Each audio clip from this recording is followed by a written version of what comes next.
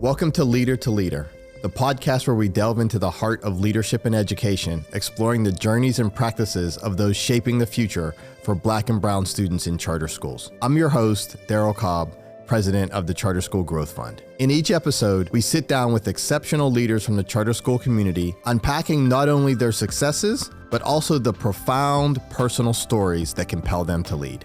Our conversations aim to surface actionable insights and highlight what it takes to build a great school. Whether you're an educator, a leader, or someone passionate about the transformative power of education, there's something here for you. Let's discover together what makes these leaders tick, the challenges they've overcome, and the wisdom they've gained.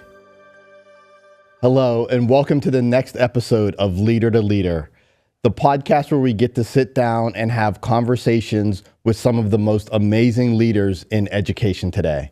I am fortunate today to have my good friend, Carlos Gonzalez, here with us. Carlos, thank you very much, and welcome to the podcast. Yeah, Darryl, thank you for the invite. I've been with our school for a long time, and you and I have been friends for quite a long time now as I look back. Yeah. And every conference, every opportunity I get to spend with you and the Charter School Growth Fund, I'm overwhelmed with the quality of people and talent. So it's truly an honor to be sitting here in this chair and be one of the few picked to do this. Well, we are thrilled to support what you and the team are building at HIVE. We're going to dive in to HIVE and what you've built in Miami and what makes it so special. But I realize I want to start at the beginning and start with young Carlos. But before we do that, there may be some people in our audience who have not had the chance to either meet you or to see what you've built at HIVE. So for the people out there, let's give them a little perspective. Tell us, what grades do you serve? Where's the school? How many kids? What are the results that you've achieved? And after that, then we'll dive into the story and come back to what makes HIVE so special. Sure. So HIVE is a K-8 charter school in Miami, Florida.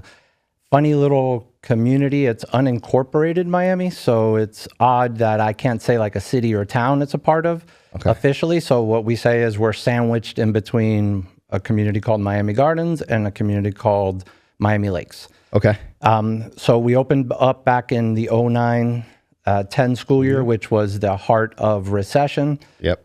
Which that matters just because what our mindset was and what the environment was back then. Started as a K-5 school.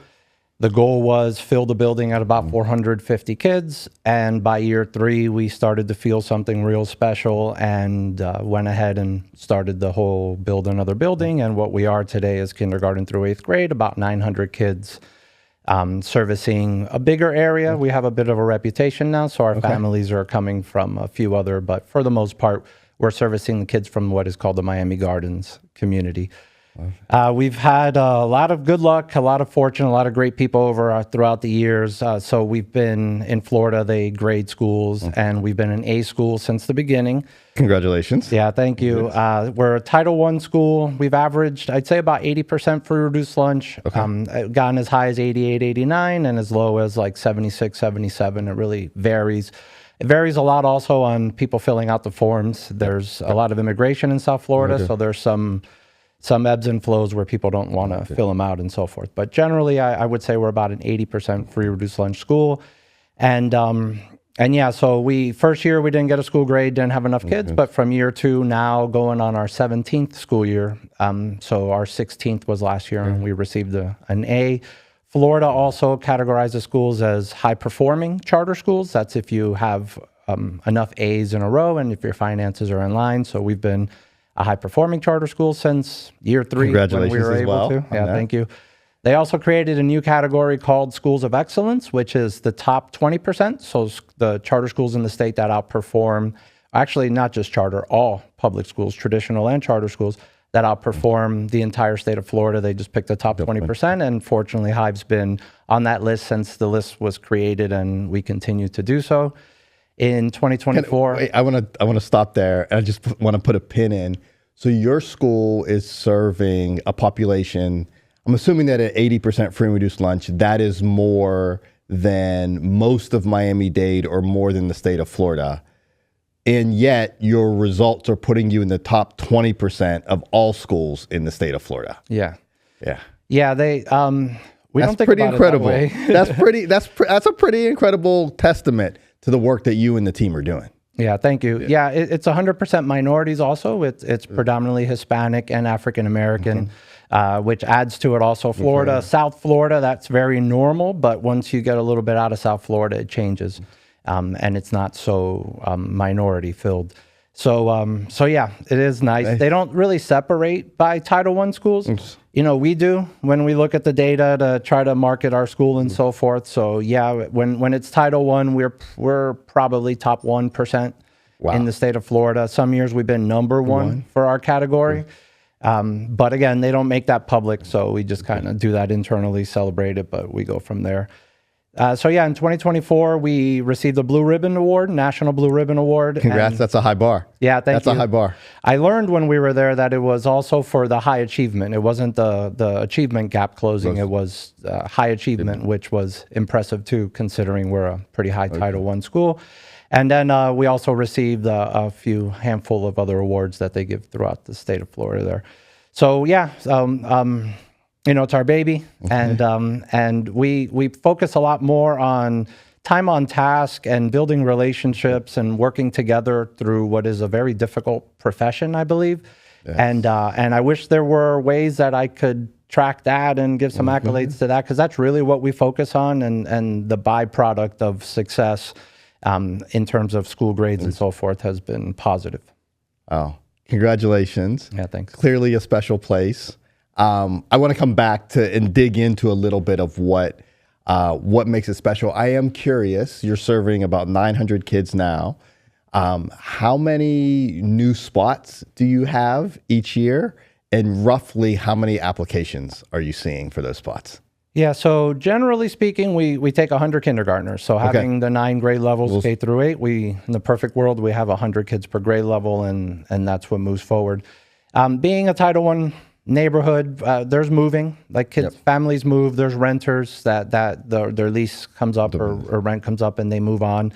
So generally there's about 20 to 30 spots a year for non-kindergarten. Okay. So going into the new school year. So you're retaining the vast majority of your students on a year-to-year basis. Yeah, correct. Yeah. And then the kindergarten applicants, those are the big ones. Yeah. I'm always shocked, humbled, nervous going into it when it's time to get the kindergarten applicants. In a lot of choice, Florida's a strong choice state, and South Florida even more so. School districts about 5, 6, 7 years ago really started to increase choice options throughout the community, plus all the charter schools, now with the vouchers and the private schools. But we want 100 kindergarten applicants. We hope for 200 kindergarten applicants, and generally we get about 300 to 400 by the window of the lottery. Okay. And when it's all said and done, generally about 1,000 kids in the waiting list. And that's considering a lot of families know they're probably not getting in once they're past first grade, because it's hard. Most of our kids are staying and our families are staying. So they just stop applying. I've heard a lot of that. I'll meet people throughout the community and they'll say, oh, I stopped applying just because we didn't get a spot. So yeah, quite a lot of them out there, and hopefully that's again a testament to you and the team that there's such incredible demand for the school. Yeah. Okay, we're going to come back and we're going to talk about what makes the secret sauce in HIVE, but I want to go all the way back and give people a little bit of insight into who you are as a leader. This is the Leader to Leader podcast. So let's go all the way back to young Carlos. Tell me about you growing up, your family, what you like to do, what kind of good and bad trouble you got into. Give us a sense of young Carlos. So Cuban family. So my siblings, my first cousins were the first generation born in the United States. So our parents and grandparents and so forth all came from Cuba. Probably somewhere in the, I'm bad at that, but somewhere in the 60s is when the families moved in. Neighborhood called Little Havana in Miami, predominantly Hispanic, lower income. We didn't notice, when I look back and we do talk about this, I didn't realize that our community was that. We were just having fun, just kind of trying to live every day. Kind of cool though, Little Havana sandwiched in between the beaches of Miami and another neighborhood called Coral Gables, which is a very affluent community. So yes, probably fortunate, probably helped shape me and a lot of other people throughout the years, where they bounced us around a lot at schools. So like my kindergarten school was Coral Gables Elementary. My first grade and second grade school, now this was the rule. This wasn't us jumping around. Was another one in a neighborhood called Coconut Grove called Carver Elementary. Then back to Coral Gables for the rest of elementary. Then over back to a different Carver for middle school. Then Ponce Middle for 8th grade. And then Coral Gables Senior High School. So some of them were lower income, tough. The middle schools were difficult. I still remember first day of middle school, going to use the restroom, walked into a gang fight and never used the bathroom again in middle school. Just walked out and said, I can't tell anybody. I'm just going to go back to class and hold it. So the middle schools were like that.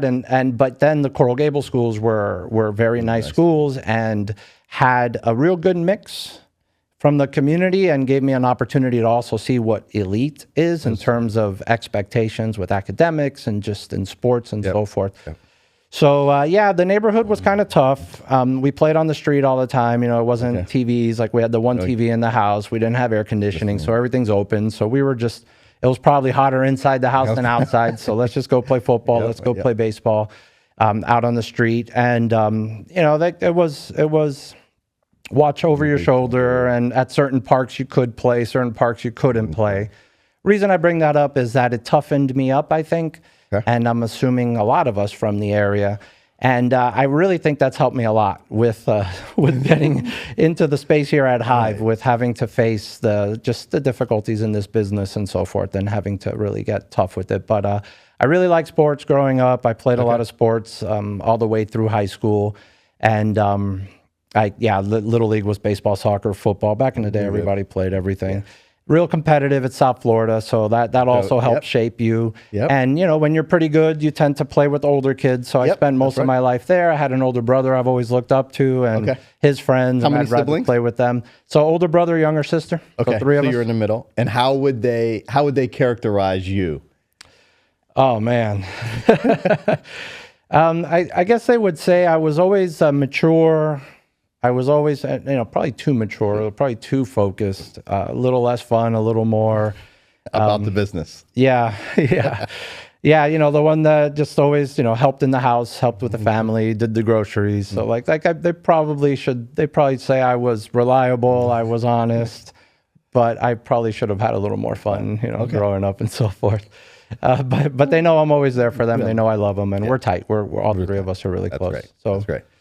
So that was it. I was a kid who loved to play sports, a kid who loved nature. I turned into a meteorology major in college. Oh, wow. Notice I didn't say I finished with the meteorology degree in college, but I went into college with the meteorology major, and I was very into that, very into fishing, very into swimming, and the weather always got my attention too. So let's talk about that transition from Coral Gables High to college. Where'd you go, and how'd you make the decision on where you went? Yeah, so similar to a conversation we just had a little earlier today. So I was expected, or at least I expected to be a college baseball player, one way or another. I think there's an old school video of me back in the day when there was a channel called Sunshine Network in South Florida, and they interviewed me in Little League, and they asked like, what big league team are you going to play for? And I think I said something like, I'm not going to be taller than 6 feet. So I just want to play college baseball, which again goes back to like way too rational, I guess, for the age. So at one point, college pitching was a reality, and knowing I wanted meteorology, even back then, I narrowed it to a few schools and had to remove certain ones that I knew probably were not going to be recruiting me, and then those that had the program but stayed in the East Coast because that was something I was looking for. And so before my senior year, that was what I was narrowing my college choice down to. How do I marry academics, a program that's not very common? So there were very few schools that had the program. Yeah.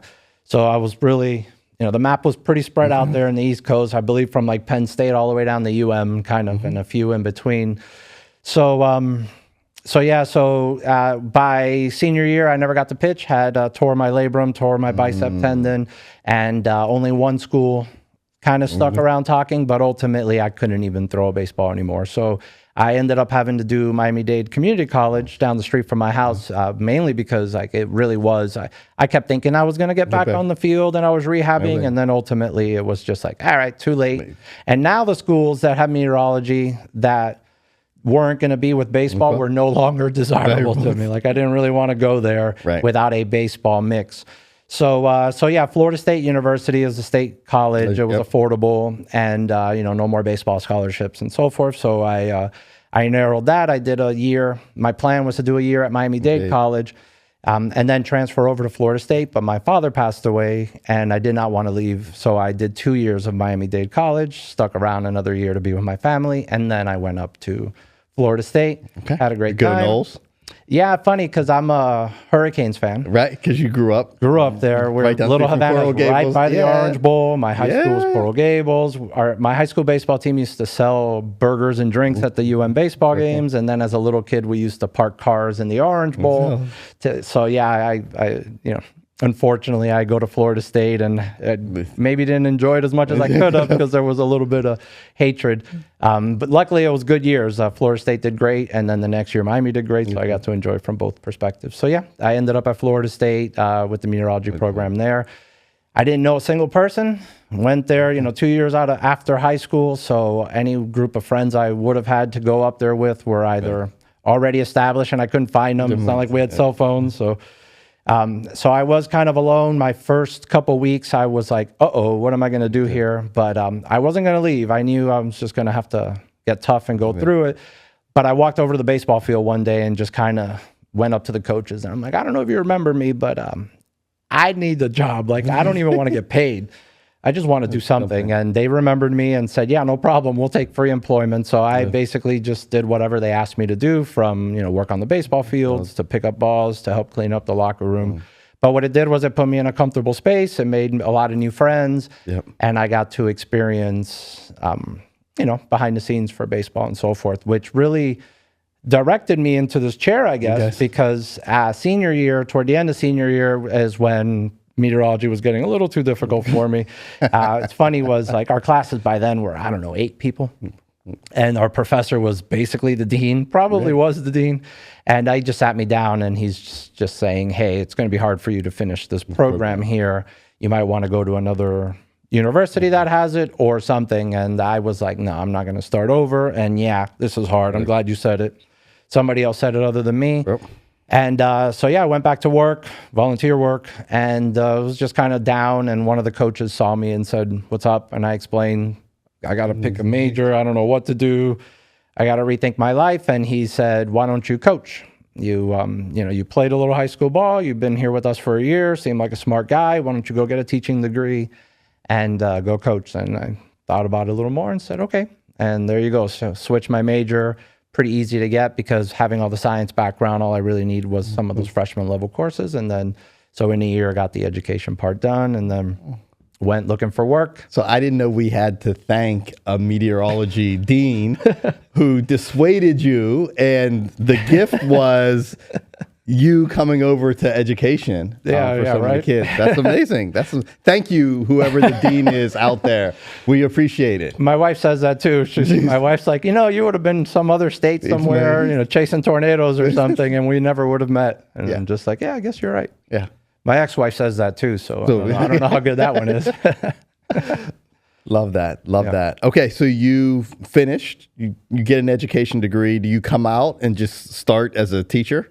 You jump into the classroom? Yeah, so high school science, right? Everybody's begging to hire me. But Dade County, down the one in Miami-Dade, and then the county just above us, Broward County, were both in hiring freezes. So back then, 2001, I think 2002, something was happening with their funds and they were not hiring new teachers. So there were no official teaching positions outside of substitute.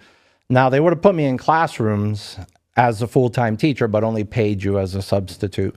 And because I knew I was born and raised in South Florida, there were people talking to me, and because of my baseball background, there were coaches reaching out. But I just wanted like a real teaching job. I needed a little bit of stability. So the county above that, Palm Beach County, had a job fair, and they were not in a freeze, and I went ahead and I got a job about an hour and 45 minutes away from my house, and I took it. I knew my paychecks were probably going to be net zero, as long as they weren't negative, right? As long as I could pay the car, pay the insurance, pay the gas. That's a long drive on a regular basis. Yeah, and the thought was I'll do that, and I'll either move up or eventually the freeze would go away. But I got a teaching job up there and quickly went to the baseball coach and just said, I'd love to be an assistant. Again, no pay, just let me get out there. There's a theme here with I know. I got to start learning how to ask for money here. So by the end of that year, the school decided to open up the position, and I applied, and I got the head coaching job, and I liked it. It was a really good baseball area. There was some talent. There were some big boys there.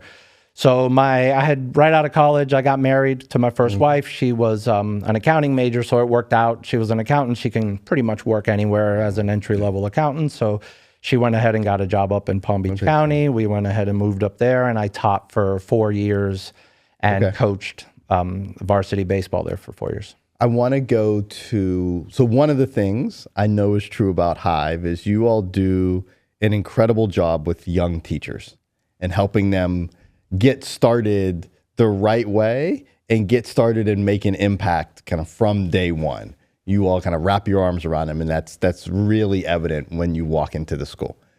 Take me back to your first day teaching high school science. Mr. Gonzalez walks into the classroom. What was that day? What was that moment like? Wow, I haven't thought about that in a while. It's funny because I guess it fits my personality well, and it fits HIVE very, very well. With HIVE, I got lucky that there were some really smart people or really lucky people that said to me at 30 years old, go run a charter school, right? Like, here's some support staff, but 99.9% of the decisions are yours, and you got to make them. Because I wasn't an assistant principal before. I wasn't a principal, obviously. I wasn't a coach before. Like that resume should not have done that, but it happened. And what I did was I just got to work. Like that's what we do, and that's just who I am. I just get up. Hi, I'm Mr. Gonzalez, and let's get to work. And then we just got to work, and we get to know each other through the work. So yeah, looking back, I still remember that day, and my approach was, let's open up. And actually, I started. It wasn't the first day of the school. There was a teacher there who left, and I got the job. I started in January. Okay. So you're halfway. Yeah. So the way that went in, right. And so yeah, there wasn't, hi, this is who I am. Here's where I'm from. Let's talk about each other. It was literally, all right, I was told you should be on page 47. Chapter whatever, let's get to work. And then we just started teaching and learning from there, and just worked. And it was hard, it was tiring. There was expected a lot of us, 30 kids in a classroom, and all varying interests in there. And being the rookie, looking back, I didn't have a classroom. I had a cart. It fell apart on the first day on my way to one of the classes, just everything all over the middle there. And so it was tough, but all I could remember was just the work. It was hard to, it took a lot out of you to be 8 hours on all day, right? Like every class deserves the best of you. Every minute matters. So, and then driving so far home, well, then doing baseball, right? Whether it was assistant for a while or head coach, and then long drive home or short drive home, and then just planning for tomorrow and finding resources because we didn't have any, and utilizing whatever data we had. It felt like I never stopped, Saturdays and Sundays. And just, I remember it being so difficult, which I think we'll get there, but that really has shaped the decision-making I've done with HIVE. Okay. Well, let's go to, so you're teaching, you're coaching, and there's some, stops doing both of those in between, but what's the story? So how do you end up at HIVE? So, my brother marries a wonderful young lady whose father is a former superintendent of a school district. And I was probably year 2 or 3 of teaching and not loving just the education system. I think a lot of that had to do with my ex-wife. So she was in a world where if you were successful, the sky was the limit. Not just financially, but just like professionally. Like there was just this reward acknowledged results and outcomes. Yeah, like they want talent, and when they find talent, like let's use it. So I was living in her world at the same time living in the education space, and it just kind of felt backwards where I was in education, at least my little siloed experience. So, you know, when you're talented or when you're enthusiastic, it's like, yeah, come here, do this. And then, but it was just more, never absorb, you know, it was never, we can give you a raise or, you know, I don't know. It was just, I wasn't loving it. So I was already looking for an exit plan. I just didn't want to teach. I liked the teaching. I liked the relationships. I thought there was so much opportunity in education, but it just didn't feel like, at least in where I was, it was going to change. So when I learned of him, I wanted to meet with him and I wanted to be superintendent. So that's what I did. I invited him to lunch to sit down and say, how'd you do it? Do you have any guidance? That's bold ambition from a second or third year teacher. Yeah. One day I think I could do this. What I remember saying to him was, I think I know the most important aspect to what can get fixed. And I think it's very fixable. So, you know, again, young and naive. So anyway, yeah, he took me to breakfast and he asked, and I told him, and he said, get out. He said, everything you just said it's only going to get worse as you work your way up in superintendent. It's only going to get harder. So my suggestion is get out.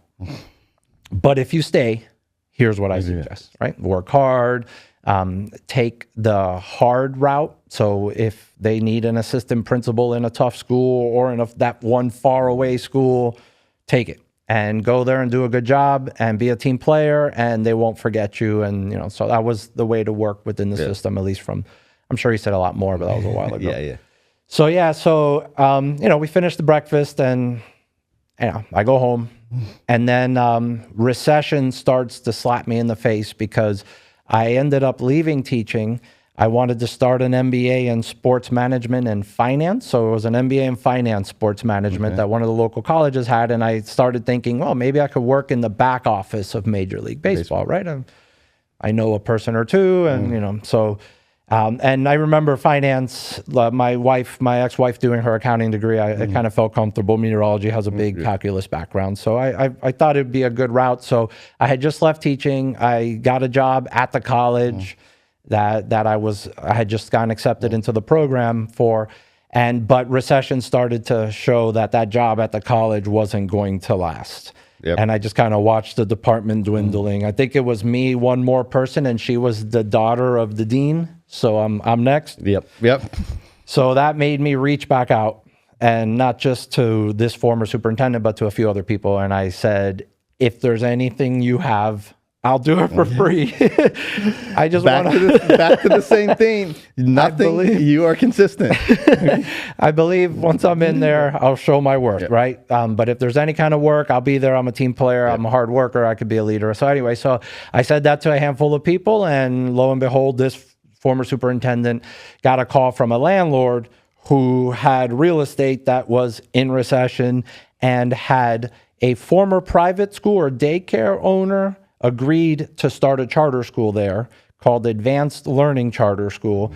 And with about 10 days before their first school day and no more delays to the start of the year, like they had already deferred their starts enough. So they basically had 10 or 12 days to get the school started, or else they bailed. They told the landlord, we can't do this. We're not doing this. We're out of here.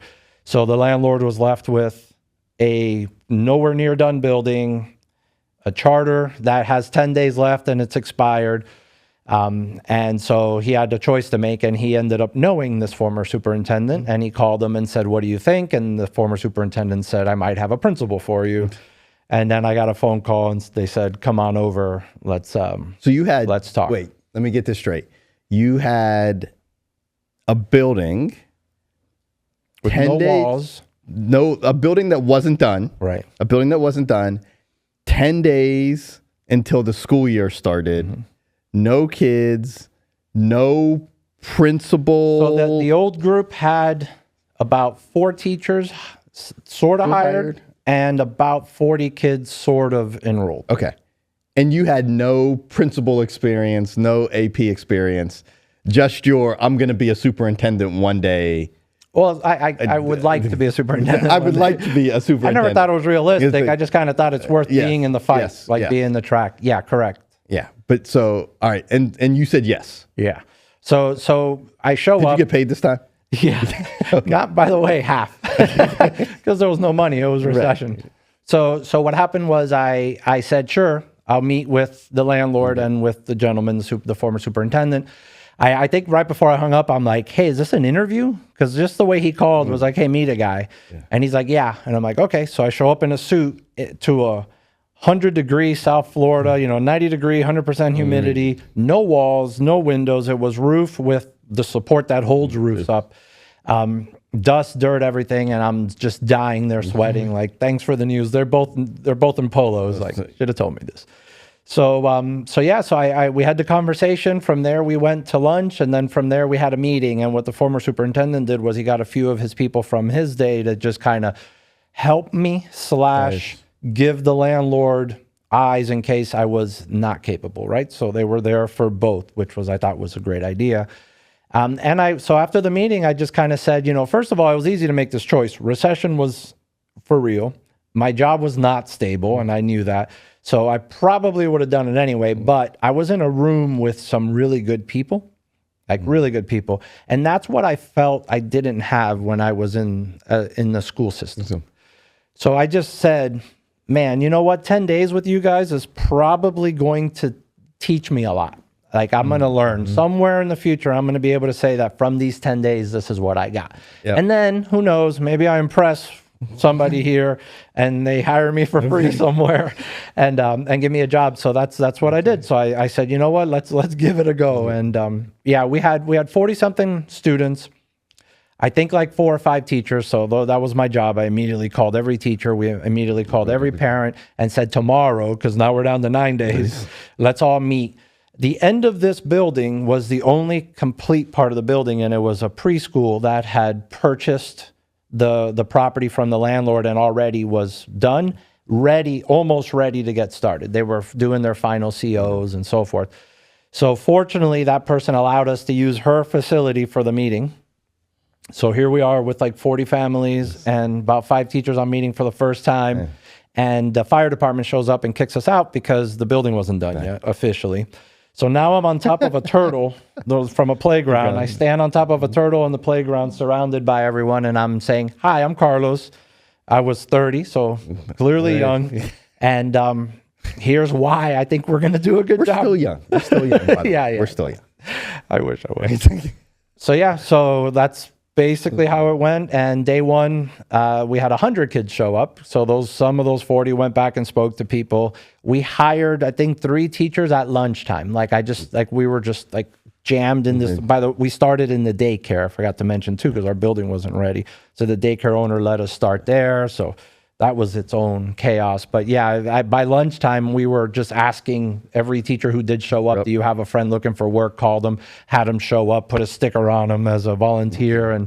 And I would say 1, 2, 3, 5 of them are still at HIVE today. That were a part of that chaos that we did. And here we are 17 years later. That's an almost unreal movie script founding story. I would so love to sit with you and some of those original 40 families who were so convicted. They had to be convicted that we're going to go with this 30-year-old guy and what he's talking about to educate our kids, and so desperate for options. Quality options for their, right? It speaks to that. And I'm brutally honest. So I got up there and I was like, I've never been a principal. I've never been an assistant principal, but here's what I think we can do. And here's what we're going to do. And I think the environment, the economy had a lot to do with it. Those teachers that accepted that job at a daycare that's supposed to be a school I think today that would be very, very, very difficult to have accomplished the way we did. But we did have those families. They became our champions. They helped bring a lot more families throughout the years. And, fortunately and unfortunately, they're all most likely gone by now, right? Because it was so many years ago. But they still visit, and their kids are, often they're adults now, which is crazy. That's outstanding. Okay, so I want to now fast forward again. So you started the building in the daycare, and you slowly grew the school over time. You all actually completed the building, right? You moved in. The success that you named earlier in this interview doesn't come easy, and doesn't come for most. So what is it that you brought from coaching and other experiences to your leadership that you think has allowed for an environment where predominantly Black and brown low-income students are outperforming the vast majority of students in the state of Florida? Yeah, it's crazy. Like this past year, we crossed the 90s across the board, which is in every test our school takes, kindergarten through 8th grade, math, reading, science, social studies, we're either slightly below or above 90% proficiency. That's incredible, Carlos. Yeah, That's incredible. and a little above 50% getting the highest scores, level 5s. So crazy. I start with that because the focus was, I thought teaching was so difficult, right? Like, again, talked about that. Yeah. Back to my silo. I'm watching an ex-wife who was a hard worker, wonderful person, and her job was hard, especially during audit season. Right. But my job was harder. And I was always working weekends, and I was failing more than I was succeeding. But she was getting some raises. Her life was going in a different direction than mine, and just the reputation in general of education. So was there. So anyway, I just felt teaching was tough. And the first thing I did when this is what I said when I wanted to be superintendent many years prior, which was I got to protect the teacher. Like we ask too much of our teachers. Like we're having to handle every kid's skill sets in every class. We have to intervene the kids that are struggling. We have to enrich the kids that are doing better. We have to adjust with IEPs and 504s. We need to meet with parents. We need to tutor, right? If you don't tutor, the audacity. So we have to tutor after hours. All the while, the school's taking on a character program, and I have to. So it just felt like this very unrealistic expectation. And every time something new came up, every time Tallahassee or DC or the local school district came up with a new initiative, when I was a teacher, it was called Got Books. Like, we need to read more. Our reading scores are bad, so science teachers, math teachers, you got to do something with reading too. They never took anything away from us. It was just add and add and add and add and add. So it makes sense from my experience why the bar was low in our classrooms, because it was unrealistic. And the only way I feel most of us psychologically can survive that work environment was we just dropped our own bar a little bit. And that's why a 90-minute class becomes a 60-minute class, because I'm tired and I'm going to take a break. So I'm going to give busy work. And so I felt that the system was backwards for the classroom teacher. I felt like everybody forgot the most important people in the school are the classroom teachers. Yes. So I just said, we're going to take care of the teacher. I'm going to defend the teacher in any way possible. I didn't know how. I didn't have the research. I didn't have the experience. I didn't buy any books on it. I just said, we're going to defend the classroom teacher, because if I drop my kid off at this school, I want her to learn how to read from the reading teacher and learn math skills from the math teacher. So I just kind of narrowed the scope and said, the rest of us are going to try to do as much that currently teachers are being asked to do. With that, then the bar is going to be as high as it can be. So we're going to, back to my experience with some of the elite parts of schools when I was fortunate enough to be in those worlds, we're going to do that. Because there's no reason why not to. It just didn't make sense to do anything else. It didn't make sense to have a school worried about intervention. It's a Title I school, so let's intervene. Let's do intensive reading more. Let's take away electives or specials so that we can double up on certain things. I felt like let's try to find that same environment that they do in the communities where the schools are very successful, including extracurriculars, including behavior, including uniform or lack thereof, just that culture, that world, bring it over here. And we're going to do it because it's not going to be on the teacher. It's going to be on the rest of us, because the moment you say, okay, we should teach from A to B by the end of the school year in our communities, well, our kids aren't ready. Our kids' vocabulary isn't ready. Our kids don't do homework. So there's a lot of Our kids don't come to school as often.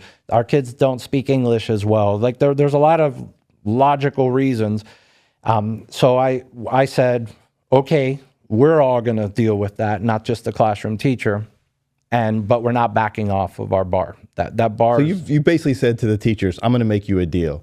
I'm going to allow you to focus on teaching, and in exchange, you're going to have to deliver incredibly high outcomes with students. Sort of. I never talked outcomes. I said you're going to deliver every minute. Okay. Every day you're going to be ready. Every day you're going to be resourced. Every day you're going to have an expectation of yourself that you're going to achieve the academic goals of today at the rate that you know you should and you know you could. And then we're going to do everything in our power to get all the barriers and all the speed bumps out of your way, or we're going to work with them together. Yep. And then we're not going to meet this. We know that. That's crazy. That's unrealistic. No one's ever done it before, right? Like at least when we were there, we hadn't really seen schools with this much demographic difficulties, I guess, achieve those levels. But there's no other choice, right? I was never expecting to be in the 90s, which is kind of why I started there. Like that wasn't the goal.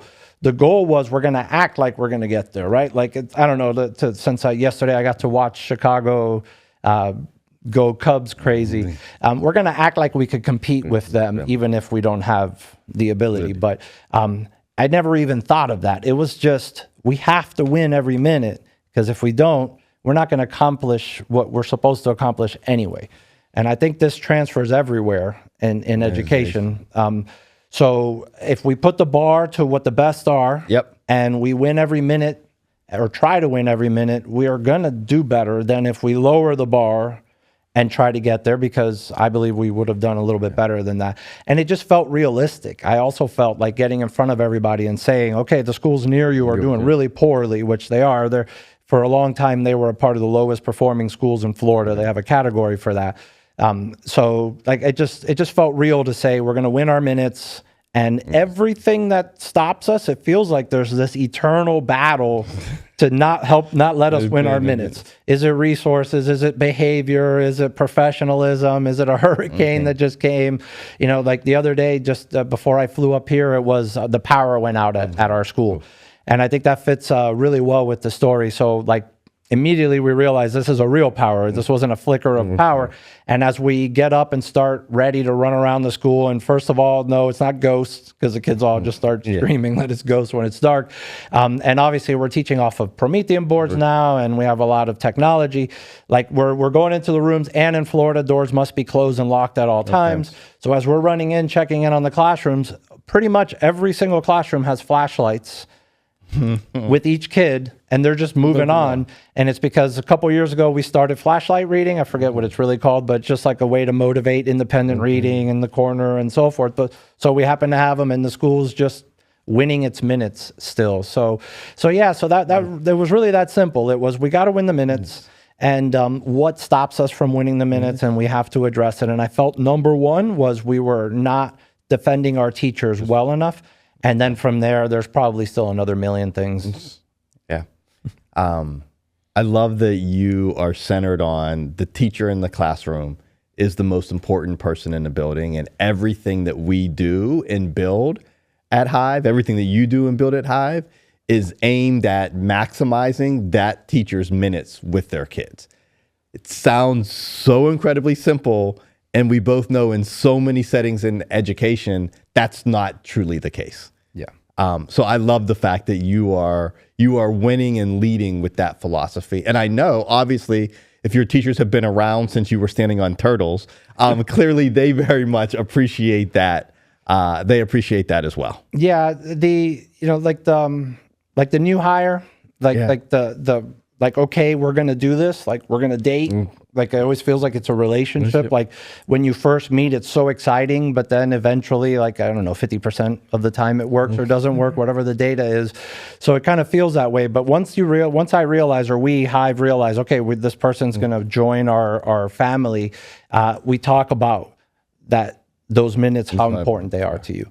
And if you focus on that, everything else is easier, because If it's a skill set that teacher needs, it stands out. So if she's struggling to plan for those minutes, then planning becomes the plan for that teacher, right? Like the growth plan for the teacher is, let's learn how to plan for those minutes. Is it over plan?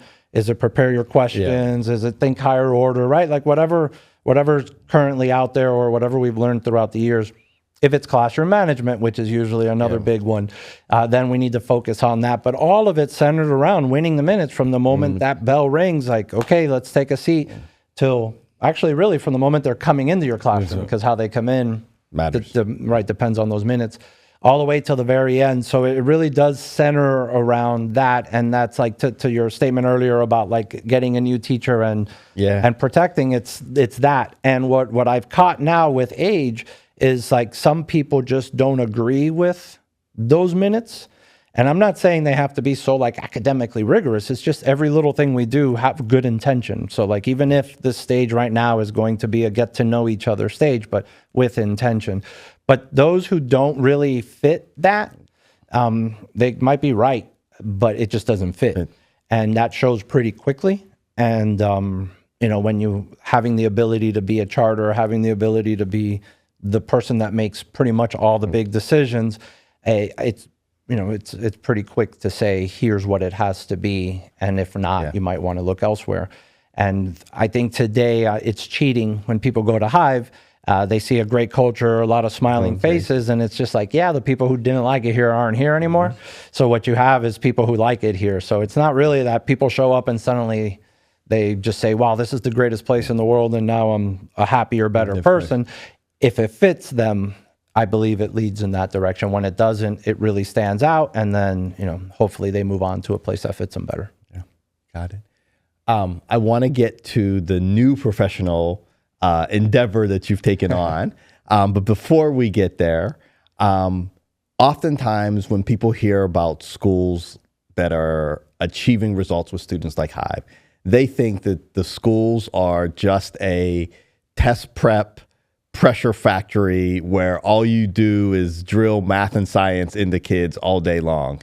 And I know from being at HIVE and having the chance to visit on multiple occasions, that's not the case. Can you tell me a little bit about the work that you all do on student character and culture and the range of opportunities that exist for your students, and why that's so important to what you all do and are building at HIVE? Yeah, so something I failed to mention already is like I probably have annoyed quite a lot of school leaders in South Florida because I find out how great their schools are, or I see them present or meet them, and I got to get to know them, and I've got to get to know their schools, because if they're doing something great for kids, our kids deserve it too. And I don't. Yeah. I lose sleep with the thought that since I'm so unprepared, untrained, a standalone, no management company really with that has so many fingers everywhere, that like I'm just kind of stuck in a little silo and missing out what we're giving people. But really what the idea has never been the tests. We never talk data. We don't have data goals. We don't sit down and say, okay, teacher, you were an 84% last year. This year should be an 87. And these are the bubble kids we're going to get there. We don't talk about that. Like we don't know what our academic data goals are every year, because what we're focusing on is reaching every minute and doing it as good as we can. The reason I say that is that's how we teach at the school. So if something out there is that the kids should be learning this way, that's what we do. We don't do it because to get better scores, we should drill and kill. If drill and kill is what we believe is best, then we'll do it. But if turn-in talks and if collaborative learning is what's best for the kids, then we're going to do it. If it affects tests negatively, meaning we're doing this and this is good for the kid and this is better for their personalities and their confidence, and it's going to help them in the long run, but it might not help them with tests, then we'll figure out the test thing elsewhere. But we're not going to change the way we do in the classroom. So the intention of what we're doing in the room is really to be the best math class because that's what they say today, or what we think has been that way forever from what we're learning. It's never really been about the test score. So I think that's why we're not a test prep driven school, because it's never really been about the test scores. It's really been about winning our minutes and being the best we can with it. Something that I see, like people said to me forever, and in my paths in between starting HIVE and teaching, was you can feel an A school when you get there. And part of it is the way the staff works, but the other part is the engagement in the school, in the classrooms with the kids. A quiet class is not a great class, in most likely. And that's not where I would put my daughter at school. I want them engaged. I want her engaging. I want her being challenged. But we're not afraid of the test. So we're not afraid to show up and have to try to succeed. So yeah, we're just trying to run reading the way the experts say is the best way. And if it matches, that's the other privilege of being in the position I've been, that if I don't like it, I don't have to do it, or, generally because I try not to do it on my own or make those decisions. But yeah, like our reading program is because that's what we're currently hearing and we believe this is the best way. So we're going to do it. And math and so forth. So there is this battle constantly, because like if a new way comes in, we're having to relearn, and your school's saying, but wait, we're doing really, really well.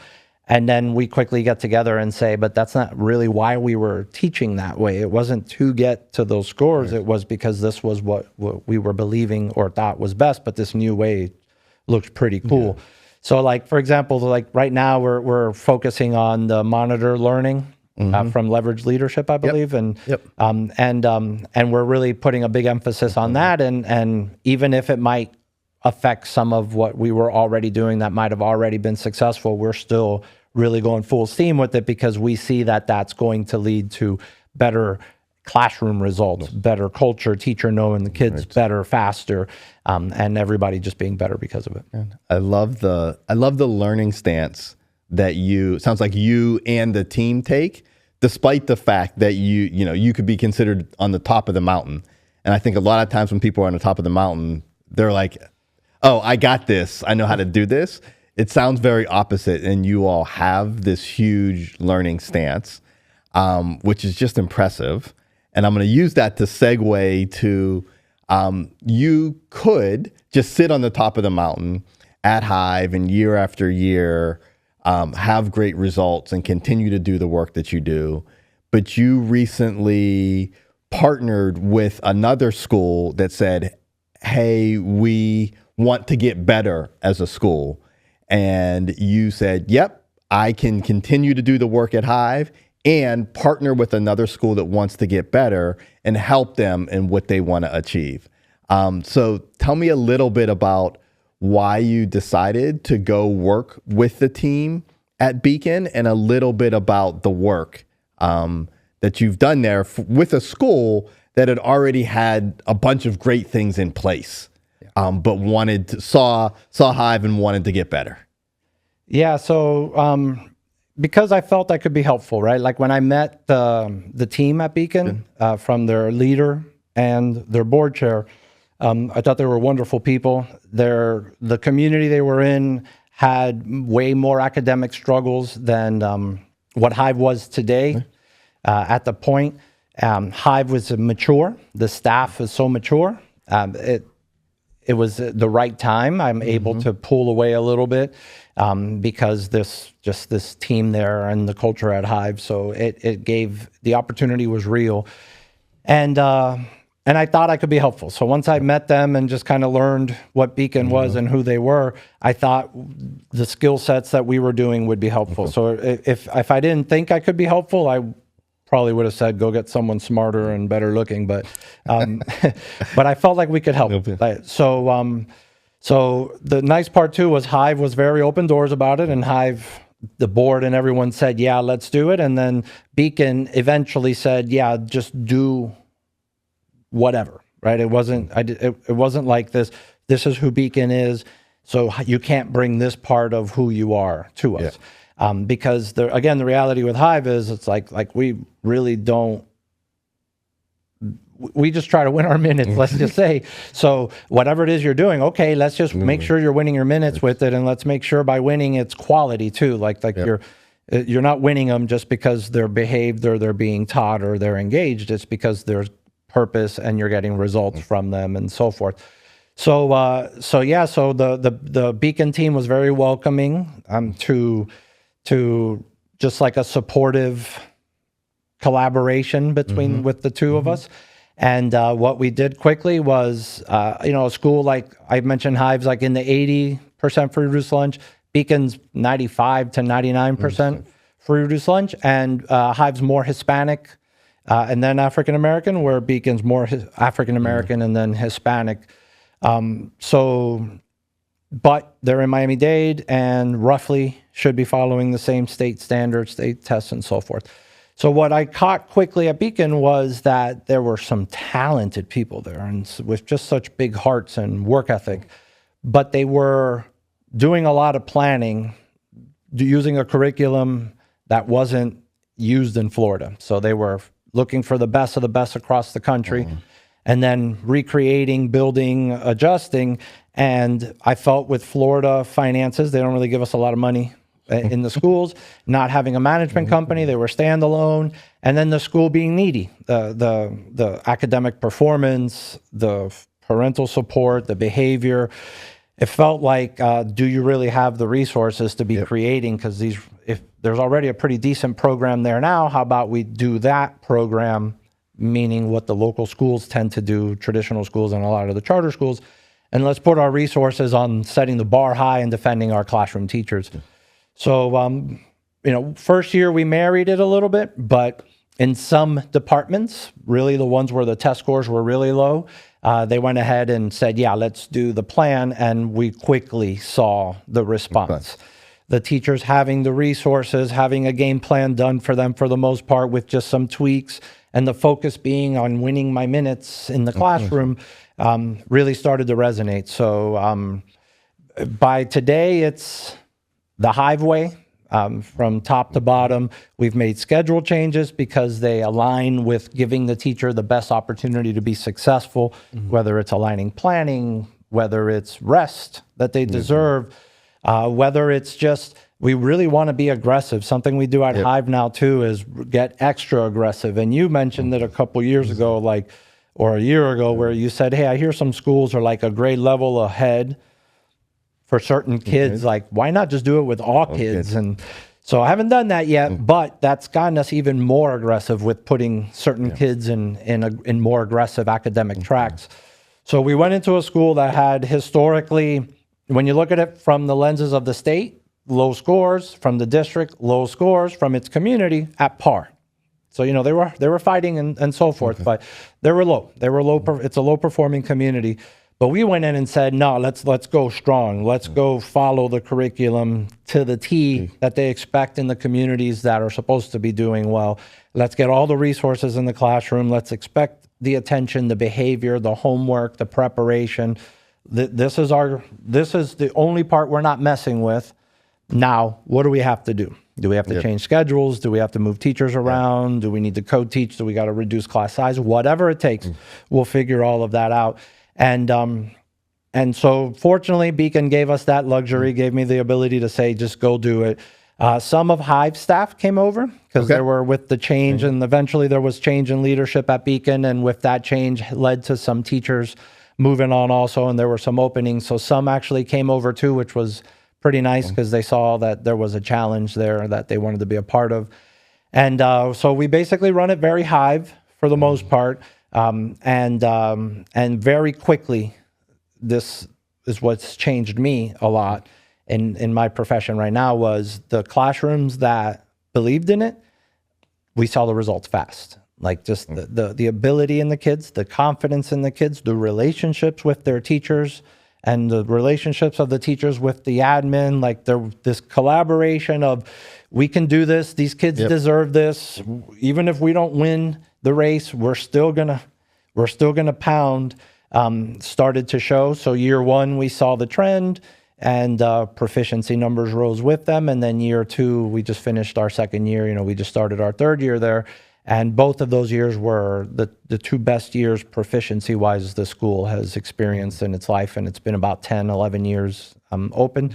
And it's very clear now that the classrooms that align with, yes, let's put rigor in here, and then we take care of each other so that the kids get the rigor they deserve. It's healthy, it's doable, and the kids are very capable to do it despite like what people might have thought. And it was, if my memory serves me right, Beacon was a B school. So Beacon's Elementary, so Beacon's Elementary historically is a C school. The thing is Florida, in Florida, 62% of the points earned is an A.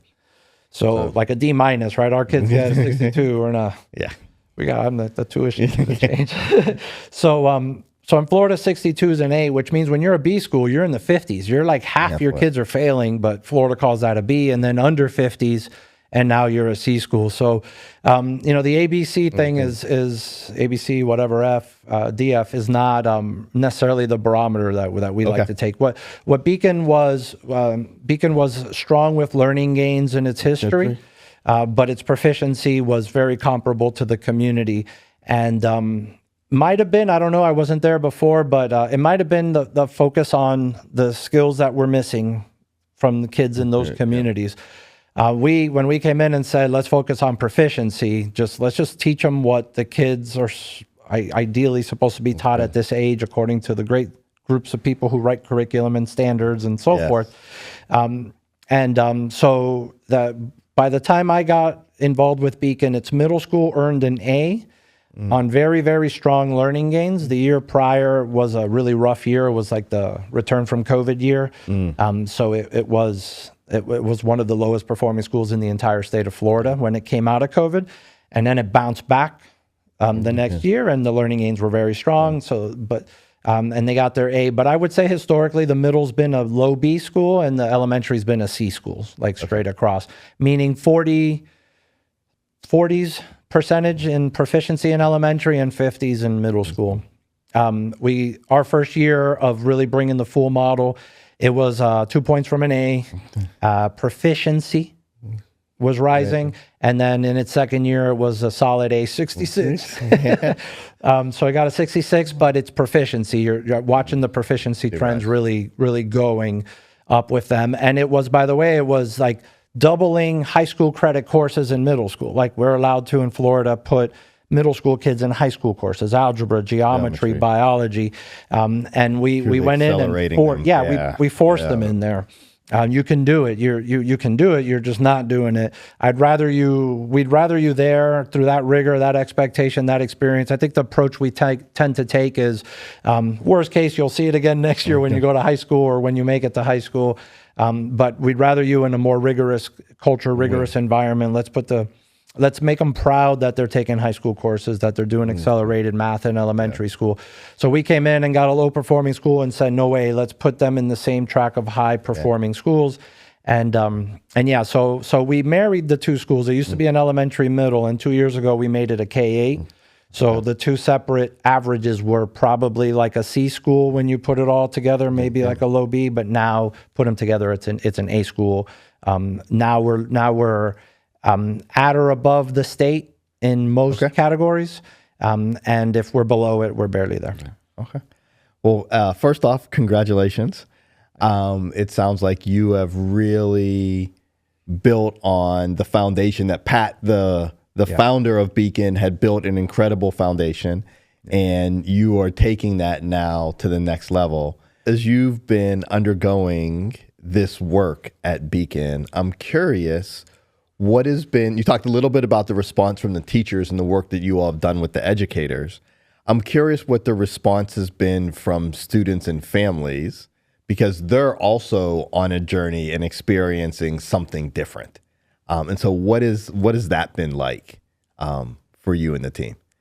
Yeah, so the students, something I said that coming from high school, being a high school teacher, and then suddenly I'm running an elementary school. I used to say to the teachers in the early years of HIVE is that you have an advantage that the kids really want to please you, right? Like as a high school teacher, if they weren't doing great and I said, I am so disappointed in you, I don't know how that would have resonated as much as when you say it to 5 or 6 year olds, right? So with the students, the approach was, if we as the adults really believe in what we're doing and we're confident, the kids are going to ride with us.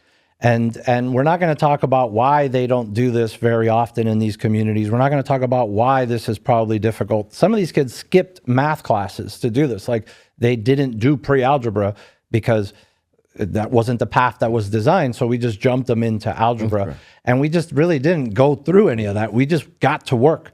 We have parent meeting about what acceleration is. We talk about why that's important and why we think it's a good idea. We obviously let them know if you're not interested, you have the right and you can get out of it. But once we just got to work, we got to work. So I would say, like, what happened more with Beacon was after the fact. So once the teachers and the students started realizing like, this is very doable and we can do this. We then as a school start having the conversation about, like, do they know what they just did? And were they really aware? Because we didn't really like go through that journey with preparation. We just kind of jumped into the pool and we got going. What I've always heard, and it wasn't from the Beacon community, it was just kind of like in the community, was that like in that area, in that community, this just isn't going to work. What I never heard was failures. So I never heard like why it didn't work before. I just always heard why it wasn't really going to work. I went in a little nervous. I went in thinking there wasn't going to be the buy-in from the staff who maybe had tried it before and failed at other places, or even if it were at Beacon. But we didn't really have time for that. We really just kind of got to work. And then the response was, when the teacher believed in it and followed through, the kids did it. And they learned how to fight. Then what we're doing is spending the most time we can letting them know what they did, like what you were able to do. So hopefully your next step, when it's time to pick a high school, for example, and something sounds a little daunting, well, that's what you just did. You can do this. And then same thing for college. If it feels a little different to leave South Florida, yeah, it is going to be hard, but that's what you just did and you can do it. Yeah. I love that changing mindsets on people. And sometimes I think the way to change mindsets is to take people along in the journey. And sometimes you just have to prove it. And that's what changes the mindsets. And that's what it sounds like you all have done with the student, with the staff, with the students, and then with the parents in the community. And that's really a special thing. Yeah, and then now the idea is like we can do more. Like there's more out there. We can be a part of more. We don't have to just have a sports team. Let's have chess. Let's go do debate.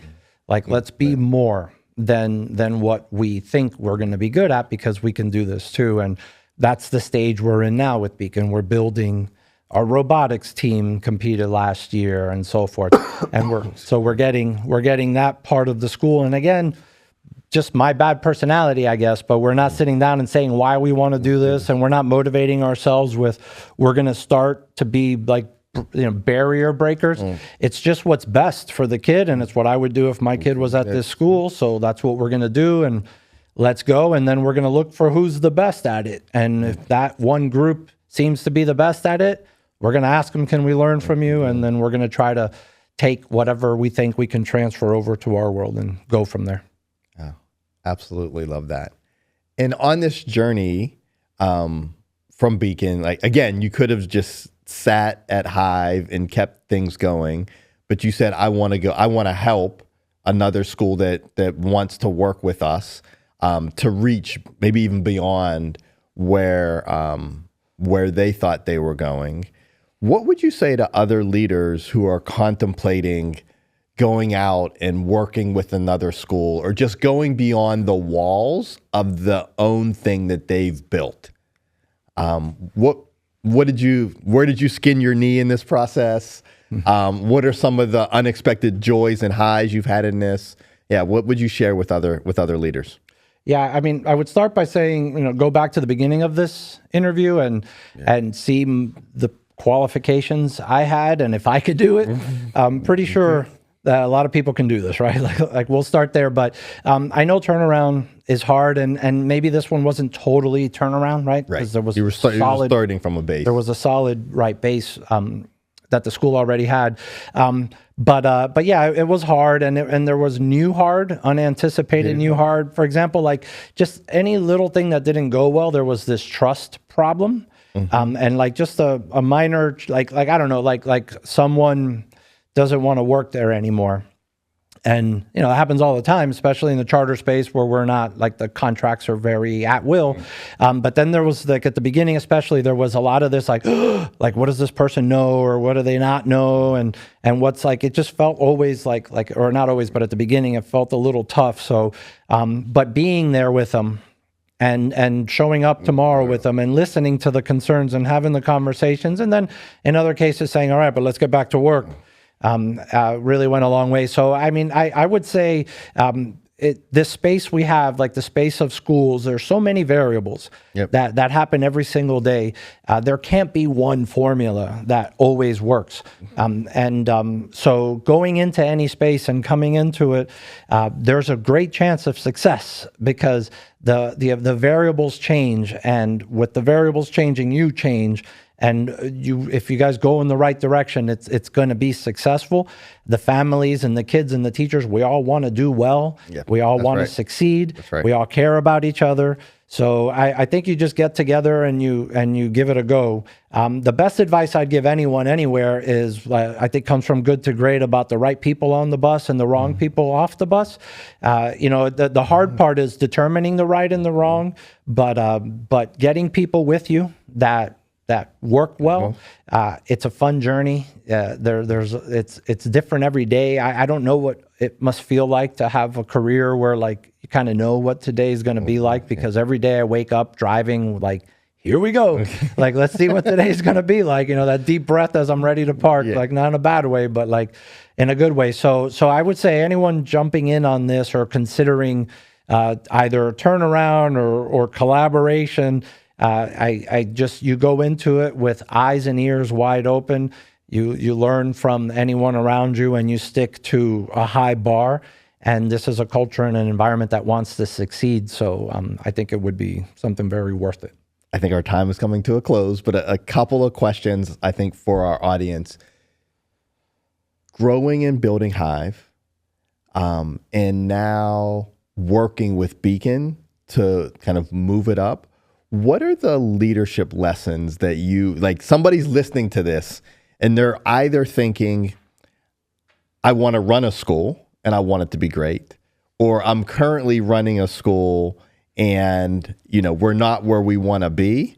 What are the leadership lessons that you would share with those folks if they could call into the show right now? So, I've learned this more with the Beacon experience because I've actually had to pull away from what I feel more comfortable doing, because now there's more responsibility and I can't do it all, right? Kind of approach. Not that I ever thought I could, but it definitely need to lean on people a little bit more. But it's facing everything with a communicative, collaborative approach. Like I don't know, like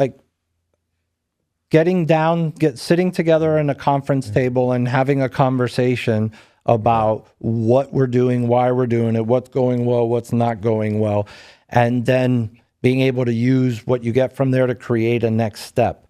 And that's not that easy because it's hard to have that kind of relationship. It's hard to get people to come together in a room and talk about their weaknesses and their failures and maybe their strengths. And so we tend to avoid the hard part, which is sit together and really form a relationship here. Definitely, whether, like I've always said, and I think maybe the listeners would get that, like what program we do, I don't really think is as important, mainly because there's a lot of really good people out there, really smart people out there making programs, and whether it's classical, right, or whether it's project based, whatever, like, you know, these people have done a great job with it. But to be able to get together as a school, as a community, and create the environment where you can have conversations with each other, where you can open up with each other, where you can game plan with each other, I think is the key. Too many places I've been to, and now there's a few other schools in the community. You know, the older I get, the grayer I get, the more people would say, hey, maybe a little bit of that. Maybe we can ask this guy some questions. I see the manuals and the handbooks and the systems, and yeah, I mean those are obviously important, but the eye-to-eye conversation, the live it with each other, the be there with each other is vital. And I grew up having to show up to the fight at the park. Like it's worse if you don't show up than what might happen to you at the park. So you got to be there no matter how scared, no matter how hard it is, you got to be there. You better show up. So sitting around a room together, having these conversations and then living it with them and going through if it's classroom management issues and if it's subject matter knowledge, if it's pacing, just really being a part of it. So if you feel like if you're going to enter the space and you're going to live it with your team, I think you're going to be successful because you're going to make good decisions from your relationships. They might not be the same decisions HIVE would make, for example, but for your team and for your family, it might be the best decision. So I would say the further I've pulled away, the more I've needed to have more conversations, because before I was there. Before, when it's one school, I'm in and out and I'm having lunch in classrooms, just it's everywhere. But now we're having to even talk more, because now if I'm at one, I'm not at the other. And if I'm here, I'm not at neither. So coming in, talking, and then both sides being open, both sides being comfortable are important, because if you're not hearing everything, how do you make good decisions? So they need to trust you. They need to care about you.